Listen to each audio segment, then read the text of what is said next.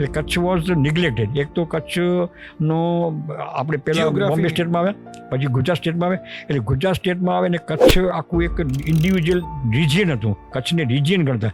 કચ્છનો એરિયા મને એ પૂછવું છે કે એ જે તે વખતે તમે એ મુવમેન્ટના વિટનેસ હતા જ્યારે કચ્છના લોકો એમ ઈચ્છતા હતા કે આને કેન્દ્ર શાસિત પ્રદેશ તરીકે. કેન્દ્ર બહુ મોટી એટલે કચ્છનો નિગ્લેક્ટ ગણાતો. કચ્છનો શું છે, કચ્છનો પછી આપણે રિજિયનમાંથી ડિસ્ટ્રિક્ટ બની ગયો. હવે રિજિયનમાંથી ડિસ્ટ્રિક્ટ બની ગયું એટલે અનફોર્ચ્યુનેટલી કચ્છને નુકસાન શું થયું કે આપણા જે એલોકેશન ઓફ ફંડ છે ને રાજ્ય, એ કેવી રીતે કરે એકોર્ડિંગ ટુ કોન્સ્ટિટ્યુશન. હવે કોન્સ્ટિટ્યુશનમાં એક એવું પ્રોવિઝન છે કે જે કોઈ વિસ્તારનો તમારે વિસ્તાર કરવો હોય તો અહીંયા કેટલો ખર્ચો કરવો પર કેપિટા. હવે પર કેપિટા જે ખર્ચ થાય તો પર કેપિટામાં આપણે ગુજરાત રાજ્યમાં આવે, બરાબર, દાખલા સમજીએ. ગુજરાત રાજ્યમાં આવે તો ગુજરાતનો કચ્છ જિલ્લો બની ગયો. હવે ગુજરાતમાં કચ્છની વસ્તી 13-18 લાખની હતી, ગુજરાતની વસ્તી 6 કરોડ. તો કચ્છમાં આપણે કેટલા ટકા? 3%. વસ્તી કેટલી ગુજરાતની? 3%. ઓકે. વિસ્તાર કેટલો? 25%. વિસ્તાર રિજિયન વોઝ 45,000 સ્ક્વેર કિલોમીટર. હવે 45,000 સ્ક્વેર મીટરનો ડેવલપમેન્ટ કરવો તો it should need adequate funds. હવે એડિક્વેટ ફંડ્સ કેમ મળે તમને?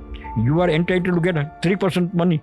હવે 3% આ બેઝિકલી આપણે વિરોધી હતો કે અમને આ તમે કચ્છમાં જે બોમ્બે સ્ટેટ બન્યું ત્યારે ડિસ્ટ્રિક્ટ બનાવ્યું ને એ જ ભૂલ હતી. એ વખતે આપણા રાજકારણી મુંબઈ હતા, ઘણા બધા મોટા એને બુદ્ધિશાળી માણસો મુંબઈ હતા. એટલે એ લોકોએ મુંબઈમાં પોતાનું વિદ્યા કે મુંબઈ મેં પાંચ જો કચ્છ હતી ને પાકે મજા આવે એટલે મુંબઈમાં જોડાઈ ગયા. અને એ વખતે નકર જવાહરલાલ જ્યારે મર્જર એગ્રીમેન્ટ થયું ત્યારે કચ્છના રાજાએ ગવર્મેન્ટ પાસે એવી શરત હતી કે મારું Kutch should be remain under the centre.